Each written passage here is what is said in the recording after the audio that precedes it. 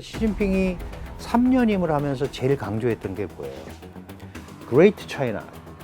그러나 전면 침공 같은 경우는, 그런데 중국의 월 수입 19만 원이 안 되는 사람들이 6억 명이다. 이 사람들도 정말로 더 이상 버티지 못하면 목소리가 나오게 돼 있죠. 그거를 중국 정부는 굉장히 두려워하고 있죠. 어쨌든 중국은 사회주의라는 걸 버릴 수가 없는 나라예요. 공산당이 왜 있습니까? 사회주의라는 이념을 실현하기 위해서 있는 거예요. 만약에 사회주의를 안 한다 그러면 공산당이 중국에서 존재해야 될 이유가 하나도 없는 겁니다. 다른 당이 하면 되지. 그러니까 그래서 당도 하나만 필요한 거예요. 다당제? 그는 사회주의를 달성하는데 마이너스적인 요소들이에요. 그러니까 이게 우리와 근본적으로 생각이 다른 구조를 갖고 있는 거예요. 그래서 그 사회주의를 달성하는데 목숨을 걸고 있는 게 중국이다. 그런데 이제 말은 이론적으로 그렇게 하는데 결국은 니네 정권 지키겠다는 거 아니냐. 그죠? 경제를 발전하다 보면 사상도 다원화되고 시장 메커니즘이 들어오다 보면 정치에 관한 욕구도 나오고 그러죠? 결국은 그럼 네 공산당 정권 지키려는 거 아니냐라고 얘기를 하는 거예요. 자기네가 정말 지키면서 중국을 강력하고 부강한 나라로 만들면 누가 뭐라 그러겠어요. 중국 사람들이 우리 강하고 부강한 나라가 됐어. 그러면 되는데 지금 같은 형태로 나가면 무슨 일이 벌어지냐면 나라는 엄청 센데 국민은 가난한 나라가 탄생하기가 굉장히 좋게 돼 있다는 거죠. 나라는 세요. 미국과 어깨를 나란히 하고 무슨 뭐 무기가 어떻고. 근데 국민들이 못 살아. 그러면 그게 제대로 된 국가일까? 라는 데 의문을 제기하는 거예요. 그러니까 자신들의 이 사회주의 달성에 대한 목표가 공산당으로 가야 된다는 건 인정을 하지만 지나치게 이념에 경도돼서 사회주의성을 강조하다 보면 창의성도 제약을 하게 되고 국민들의 자주성도 제약을 하게 되고 그렇게 되면 결국은 국민들이 위에만 쳐다보고 있어야 되는 상황이 된다.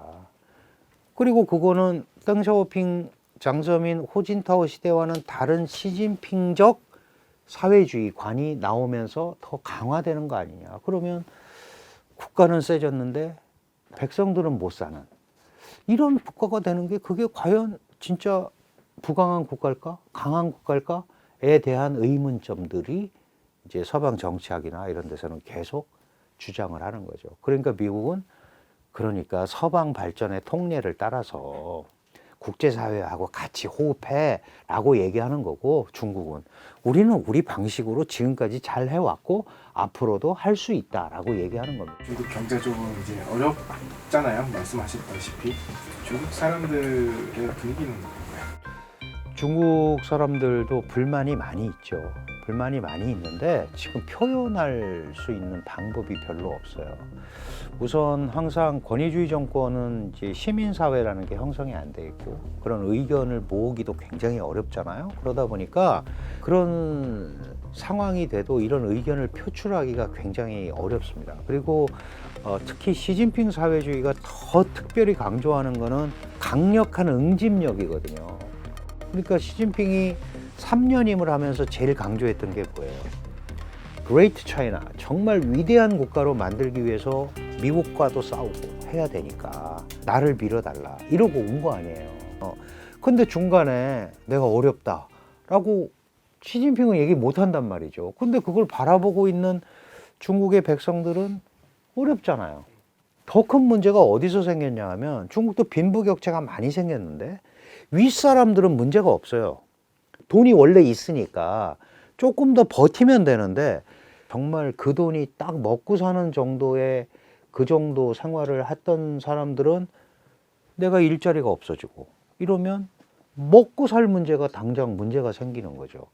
그게 리커창 총리가 예전에 뭐 의문의 사망을 했다, 뭐 심장병으로 사망했다 이런 얘기가 있지만 리커창 총리가 그 얘기를 했잖아요. 중국의 월 수입 19만 원이 안 되는 사람들이 6억 명이다.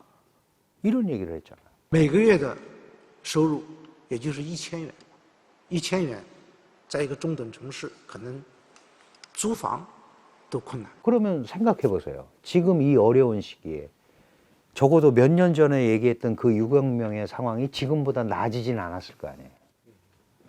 그러면은 굉장히 어려움을 겪고 있을 수밖에 없고, 이게 이제 이 사람들도 정말로 더 이상 버티지 못하면 목소리가 나오게 돼 있죠.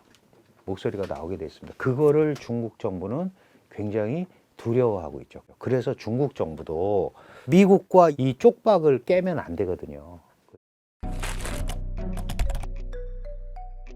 중국이 내수와 경제가 안 좋은 상황에서 타이완을 원하는 본질적인 목표가 무엇인지, 계획대로 침공과 전쟁 이런 수순으로 가는 건지. 결론부터 말씀드리면 하기 어렵습니다. 물론 이제 시진핑은 이런 게 있어요. 중국의 지도자들한테 대만은 통일 정합성의 문제예요. 지금 이제 홍콩도 들어왔고 마카오도 왔고 이제 타이완만 오면 그레이트 차이나가 완성이 된다고 생각을 하는 거죠. 그런데 녹록하지가 않다. 첫째, 대만이 만만치가 않아요. 이게 중국하고 대만하고 1대1로 싸우면 괜찮은데, 대만은 이제 중국과 미국이 수교화를 했잖아요. 1979년 1월 1일에. 근데 미 의회가 대만 관계법이라는 걸 1979년 4월에 만듭니다. 그래서 그건 뭐냐 하면 대만을 지원하겠다라는 거예요. 그때부터 대만의 별명이 생겼죠. 대만은 미국에 가라앉지 않는 항공모함이다. 그리고 바이든 때 2022년에 타이베이 법이라는 걸 만들었어요. 그래서 약 45억 달러를 지원해서 대만을 무장시키는, 법안 만들면서 돈 얼마 주겠다라고 쓰는 법안은 사실 없어요. 그러면 트럼프가 포기할 이유가 하나도 없는 거죠. 지도를 잘 생각해 보세요.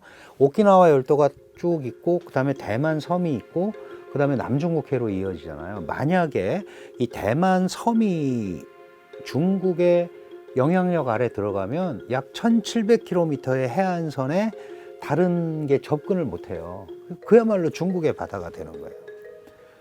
그러면 우리도 중동 원유의 80%가 일본도 마찬가지고 대만 해협을 통해서 들어오는데 앞으로 계속 문제가 될 수 있는 거죠. 무슨 말씀을 드리는 거냐 하면, 미국이 마치 포기할 것 같지만 절대 포기 안 합니다. 지정학적으로. 예. 왜냐면 거기가 뚫리면 남중국해가 문제가 생기는 거예요. 남중국해 지키려고 지금 호주한테 원자력 기술도 줬잖아요. 그러니까 이것 때문에 사실 쉽지가 않고, 대만이 요새고, 대만은 세계 8번째 크루즈 미사일 자체 개발국이에요. 그래서 2000km가 넘는 웅풍 미사일을 가지고 있습니다. 그러면 중국도 상당한 피해를 감수해야죠. 군사학적으로는 대만에 상륙할 수 있는 데가 4군데밖에 안 된다고 그래요. 이제 화산섬이니까. 게다가 우리가 아는 것보다 훨씬 복잡하고 더 많은 국외 요인들이 걸려 있어요. 이미 일본 같은 경우는 양안에서 전쟁이 나면 일본에 8군데 미군 기지가 있잖아요. 전부 지원하겠다고 이미 얘기를 했잖아요. 그럼 이 정말 자칫 국제전이 또 될 수 있는 거고. 이게 아주 복잡하게 지금 얽혀 있습니다. 대만 문제는 그래서 굉장히 어려움을 겪을 거지만, 물론 이제 우발적인 충돌이나 일부 봉쇄 훈련이나 이런 건 계속될 거예요. 그러나 전면 침공 같은 경우는 굉장히 쉽지 않을 거다.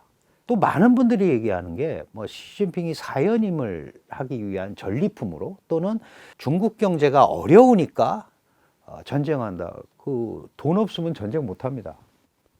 경제 어려운데 어떻게 전쟁을 해요? 경제가 어려울 때는 전쟁하면은 이기기도 어려울 뿐더러 지지를 못 받아요. 그리고 이제 정말 침공을 하거나 이렇게 되면 이게 이제 국제 제재를 받을 건데, 그 제재는 러시아하고 다르죠. 말씀드린다시피 중국은 글로벌 밸류체인의 40%를 차지하고 얽히고 설켜 있기 때문에 엄청난 타격을 입을 수밖에 없고, 그렇다면 그걸 감수하고 타이완을 지금 통일하는 게 과연 맞을까? 그러면은 권력을 더 강화하려고 그러다가 공산당의 권좌가 더 어려워질 수도 있죠.